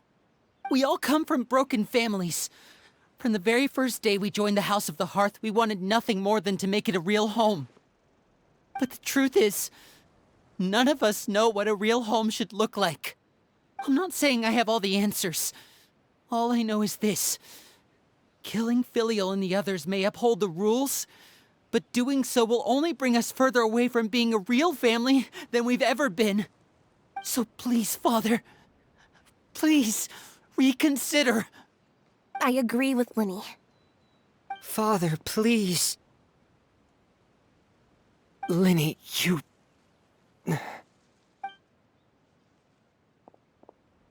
I also agree with Linny.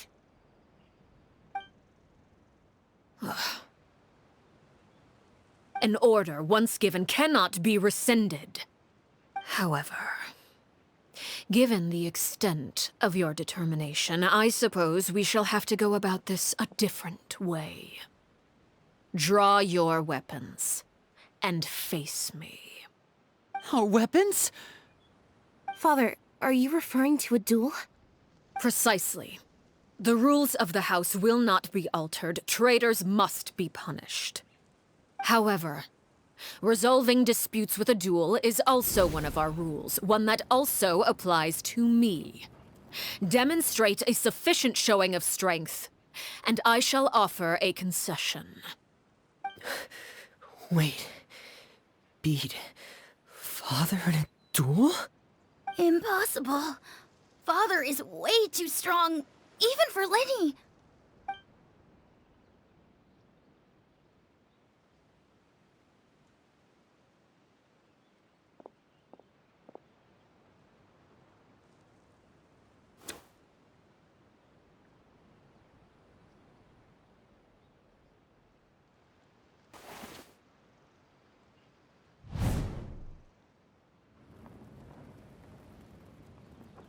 Did you hear that, Traveler?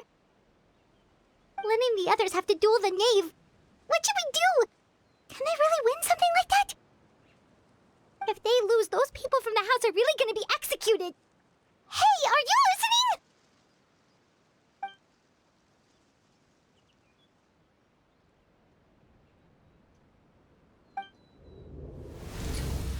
Don't you want to say a proper goodbye at least? Anger makes you impulsive. Sorrow causes you to waver.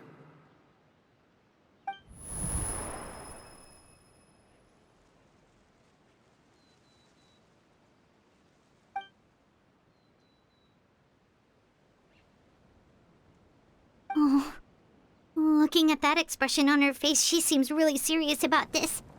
Guess that means there's no chance she's throwing the duel on purpose, huh?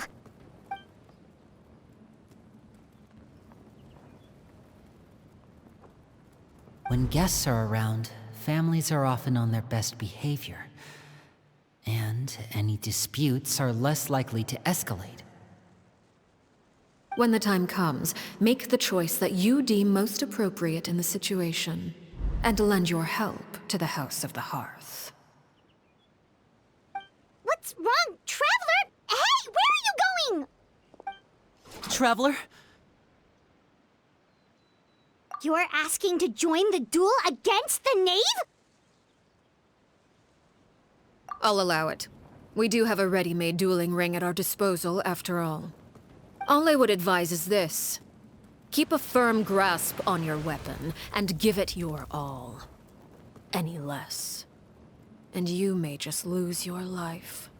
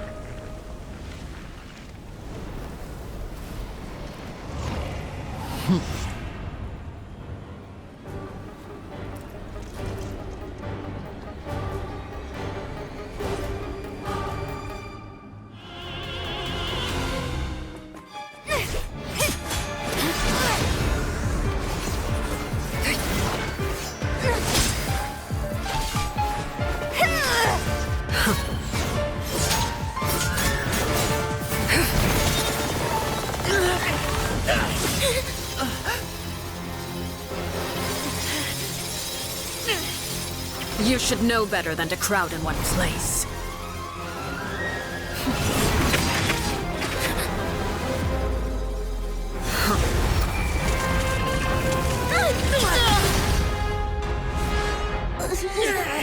Oh, I know. No! I'm sorry, Father!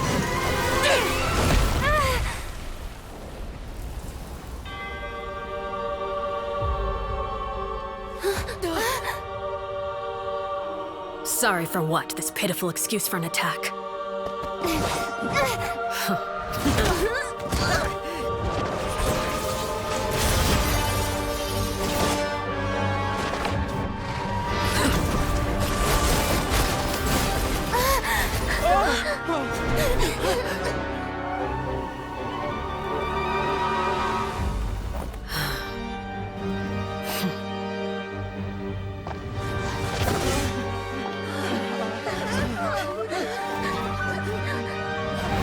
Father, no!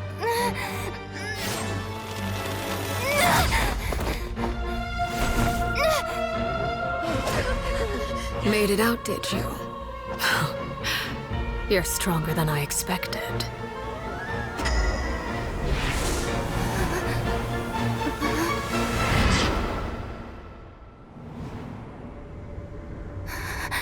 A crimson moon.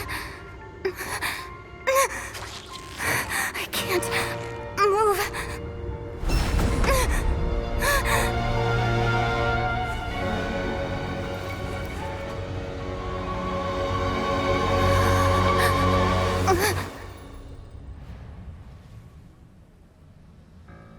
Still, not strong enough to beat me.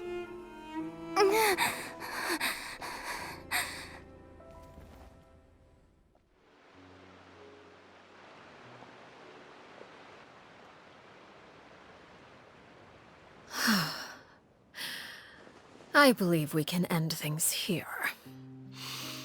It's not often that we get to enjoy the company of guests, after all. We wouldn't want things to get too out of hand. Brother, are you alright? Lynnie! Given that I am the victor of this duel, as agreed, the punishment stands. No! I never thought things would end like this. However, everyone involved in the duel demonstrated a remarkable level of strength and determination. In light of this, I'm prepared to change the method of execution. Elwar, the bottled flames I gave you for safekeeping. Do you still have them? Yes? I wasn't sure what they were for, but I've kept them super safe. I didn't lose a single one. Wonderful. Then, in just a moment, I'll have you administer them. Bottled flames? Indeed. They're the product of a secret experiment. Under certain special circumstances, flames can be extracted from my person and preserved. Once ingested, searing pain will spread across every inch of your body. No harm will come to you physically, but your memories will be burned away. If you can withstand the pain. When you awake, you'll have forgotten everything you know about the House of the Hearth, and will be expelled from the organization. In other words, administering this concoction will kill the version of you that grew up in the house, and give you a new identity.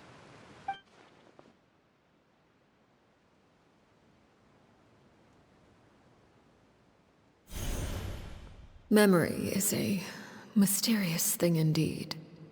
Losing a portion of your memories will alter your sense of self.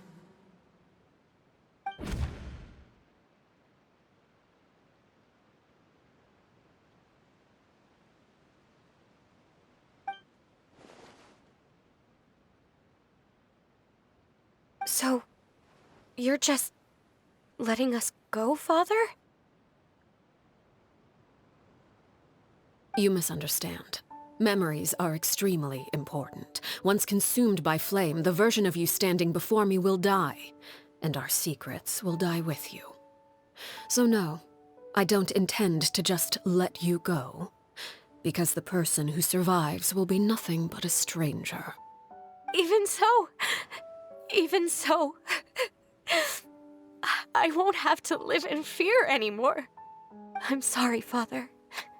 I'm sorry I let you down, but I really... Don't cry, Filial. You haven't left the house yet, so there are still rules to be followed, yes? Remember what I taught you.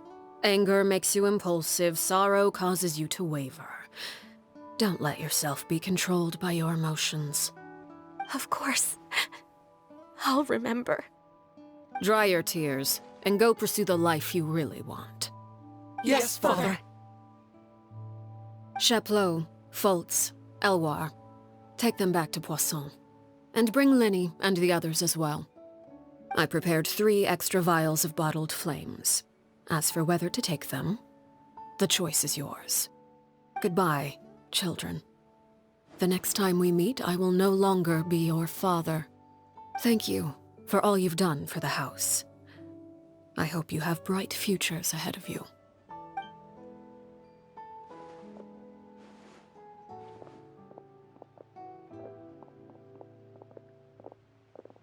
Father.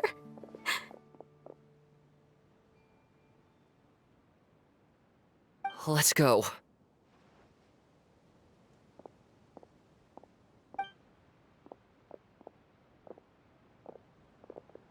Here, grab my arm, Linny.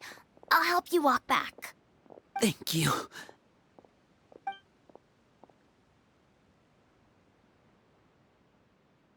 Clervie.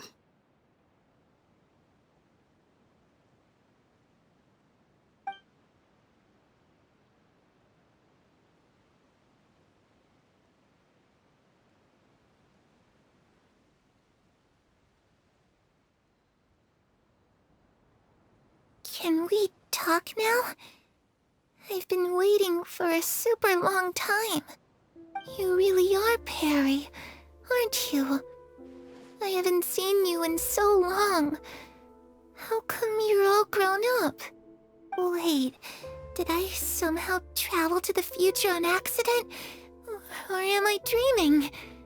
What a long dream. Neither. You died, Clervie. That's what happened. You could have at least sugarcoated it a little. Look, she's that speechless.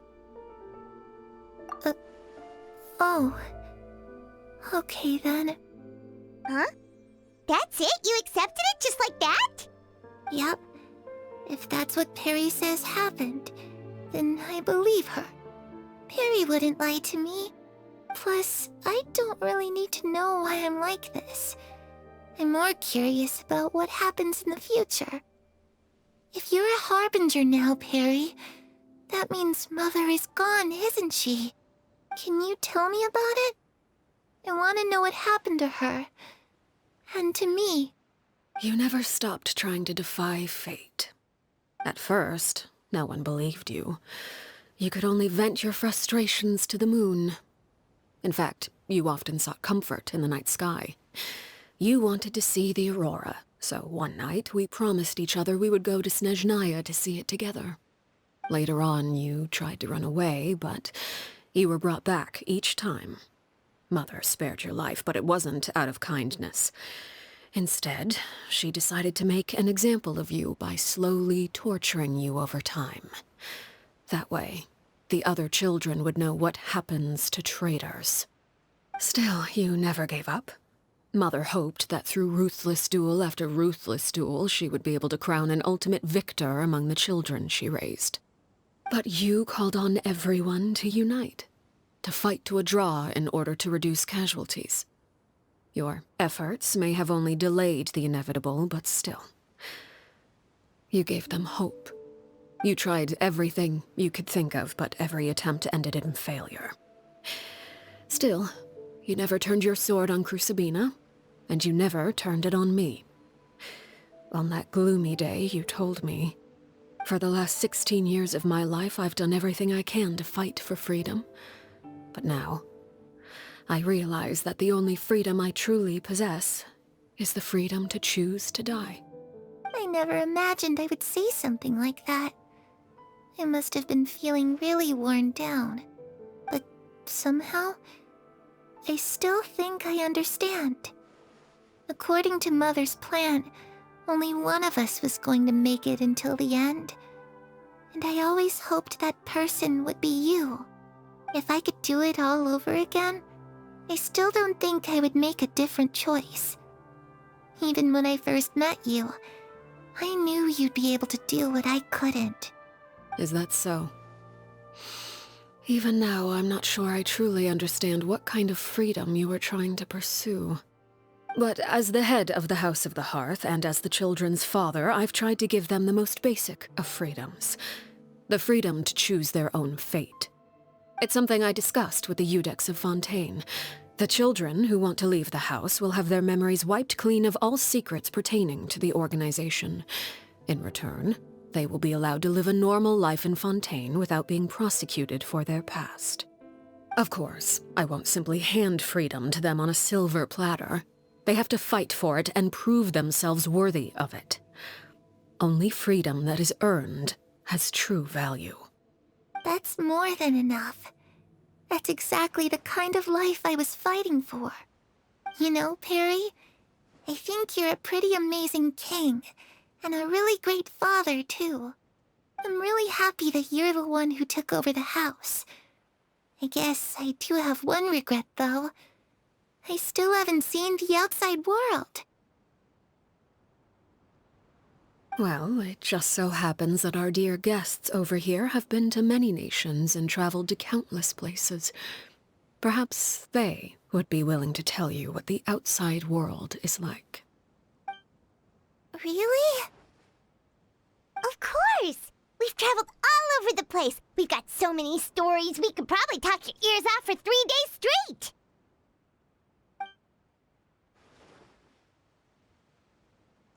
You know, I used to dream of being a bard. Playing the lute while singing into the winds of freedom. Even if there was no one there to listen, I would have continued to sing no matter what. Ah, that's where Mora comes from. I never knew that before. If I had some Mora, I would buy 3 new dresses. One for me, one for Perry, and one for Mother.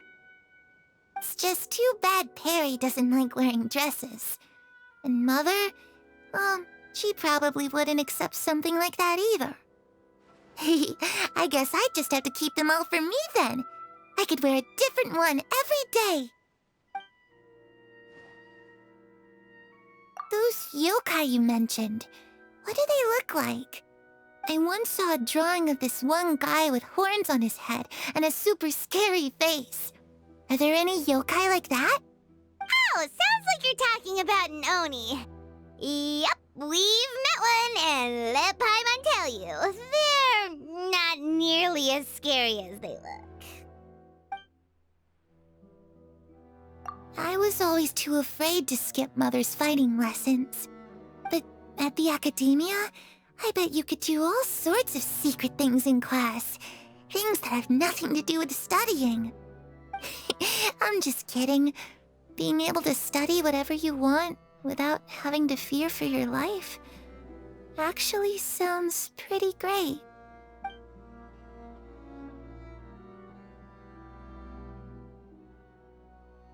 The situation was super dangerous. Lenny and Lynette were accused of committing a crime, and they were going to have to stand trial at the Opera Epicles. Oh no! That must have been hard for all of you. What happened next? Don't worry, we were able to turn the situation around super quickly, all thanks to Detective Paimon, of course. How'd you do that? Come on, tell me. Okay, so it was like this. After the failed magic show, we rushed to the scene and...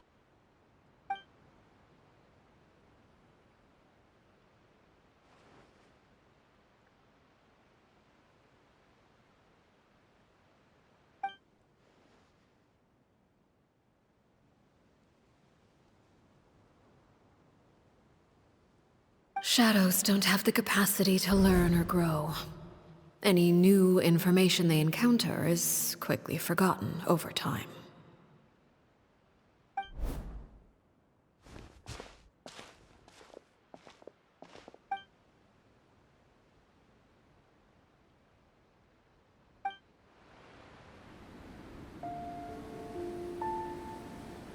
Clervie. You've worked tirelessly from the shadows to overthrow the House of the Hearth. Now, By my authority as the Knave, I shall announce how this matter ends. You are hereby expelled from the House of the Hearth. You are no longer tied to this place, nor are you bound by its rules. You're saying that I can finally leave? I get to experience the outside world as well? Oh, I almost forgot. There's no getting older for me. Still, seeing who you grew up to be makes me really happy, Parallare. Take care of yourself. Goodbye. May we meet again someday.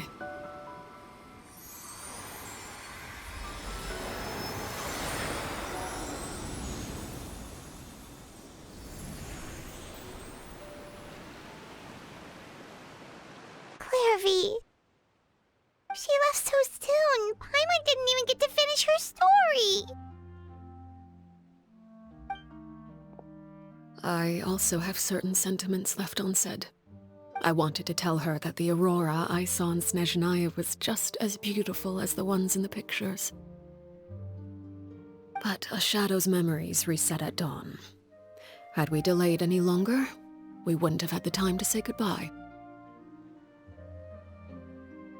Whatever regrets may linger, let them be lost to the coming of a new day. Father? It's Lynnie! Hey, Lynnie!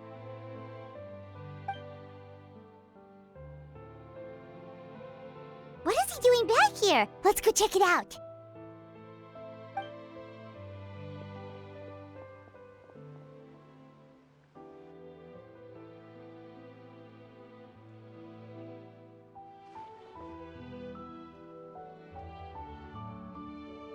Father, the bottled flames have been administered.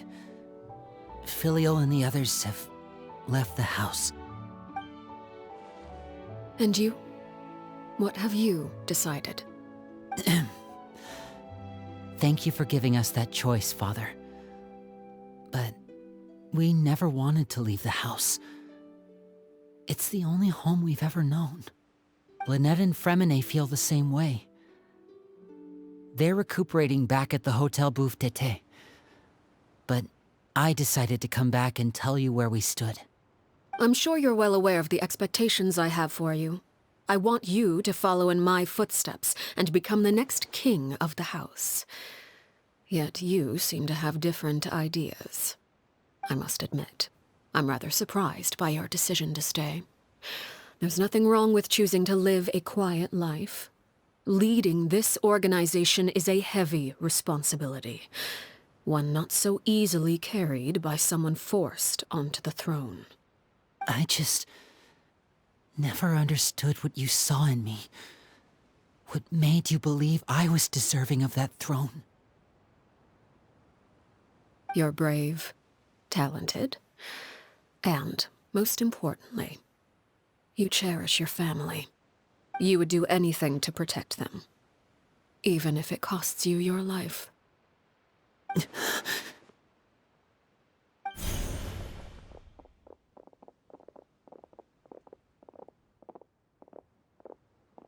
Speaking up back there was so brave of you, Lynnie. It's all thanks to you that we were able to convince Father to back down. You're a hero, Lynnie. Hero? Father is the real hero. Had Father gone all out during the duel, there's no way I would have walked away with my life. She must have had it all planned from the beginning, from the very moment she suggested a duel. I'm not deserving of that title. I'm not strong enough or smart enough. You're wrong. In my opinion, all you need to be deserving of the throne is conviction and the necessary strength to act on it. We may have different ideas of what it means to be a family, but you can hardly be said to lack conviction. What you truly lack is strength. For someone of your talent, though, that's something that will come with time. Even without that strength, You still chose to face me in a duel, even though the odds were stacked against you. That capacity to honor your convictions is what I truly see in you. Father. No one knows what the future holds, what tragedy or triumph may be in store. Being at the head of this organization requires the strength of will to face whatever comes. Caution will only hold you back. If reaching a certain standard were required to go after what you want, I would never have succeeded in killing my predecessor. Back then, there was still a considerable gap between our abilities. Strength may decide the ultimate victor, but those who let a lack of strength dictate their decisions or undermine their convictions will never be worthy of the throne. I understand, Father. Thank you. Children must grow up to surpass their parents. Only then can a family continue to flourish. The road ahead is not an easy one, so I'll ask you one last time. Are you certain you want to stay? You've done so much for me, Father, and that kindness must be repaid. Plus, with Project Stjarna at hand, there are many dangers ahead, and I, for one, don't intend to back down. Protecting my family at all costs. That's my conviction. Then you're welcome to stay. As for Project Stjarna, you need not be too concerned. If those cowardly businessmen and heartless dignitaries try to take us down, I'm prepared to teach them a lesson. Having members who longed for the light was our organization's last weakness. With those members no longer among our ranks, the House of the Hearth is like a spider hiding in the shadows. We need only wait for our prey to come to us. At present, our imperative is to use their plan to our advantage. In doing so, a crimson moon shall rise amid the frigid blizzards of winter. No demonstration of loyalty shall go unrewarded, and no sacrifice shall be in vain. As for the two of you, whether we meet again as friend or foe, I'll remember the camaraderie we shared in this moment. No matter how arduous the journey ahead, I hope we both reach our desired destination.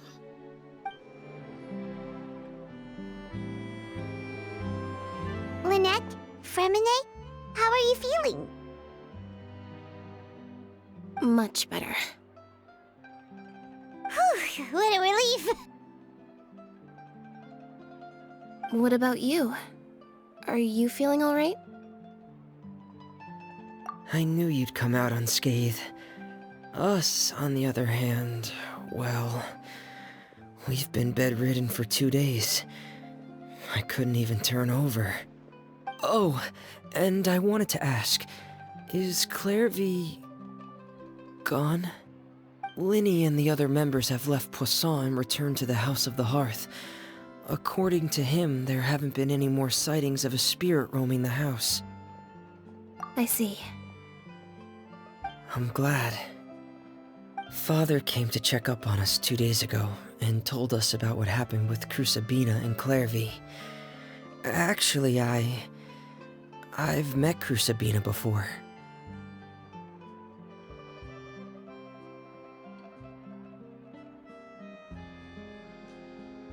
Wait, what? You've met the former knave? Crusina died a year after Clervie. It was during the year between their deaths that I joined the House of the Hearth. Crusina had an extremely cruel and radical way of doing things. While she was alive, the atmosphere in the house was suffocating. When I joined, though, the experiment she valued so much had already come to an end, and all the people involved, dead and injured alike, were gone. Crusina never talked about the past with us newcomers. A couple of months after I joined, Father killed Crusina and burned all her files. With that, the names of all the people subjected to her experiments, Clervie included, were lost to the flames, along with the painful memories they represented. Father took in Lenny and me a couple months after that, but she never mentioned anything about Crusina or Clervie. It really seems like something she was planning to keep to herself. The last time you talked to her, did she mention why she kept it a secret for so long? She said she didn't want us to be affected by the darkness of the past. She was worried we'd develop a false sense of gratitude towards her if we knew about it. The foundation of a family should be free of any corrupting influence. Whatever happened in the past, it has nothing to do with who we are now. And that's what Father told us in the end. But I still thanked her for everything. It was only after hearing about what Crusina did that I finally realized how insignificant our lives could have been. The members of the house meant nothing to her. To say that she valued them in any way, even just as a tool, would probably be giving her too much credit. If Father hadn't taken over the House of the Hearth, I probably would have already... Father rarely brings up the fact that she saved us. She doesn't believe that being indebted to her should be what ties us together. But even if we didn't owe her anything, we would still choose to stay. Because this is our home. We may have arguments or times when we feel wronged. Some people may even choose to leave. But as long as Father is here, we will always have a home. Whether the path before us is bathed in sunlight or shrouded in shadow, we'll follow Father wherever she chooses to go. So I wanted to say thank you for helping us make it through this crisis. Without your help, we could have lost a lot more along the way. Oh, we didn't do anything, really. Of course. You're welcome anytime. Are Filial and Nantoy okay? I actually saw them at a cafe this morning. They didn't recognize me. From what I could tell, they were drinking coffee and talking about one of the operas that started running recently. They seemed happy. If I had to take a guess, I would say they finally found the kind of life they always wished for.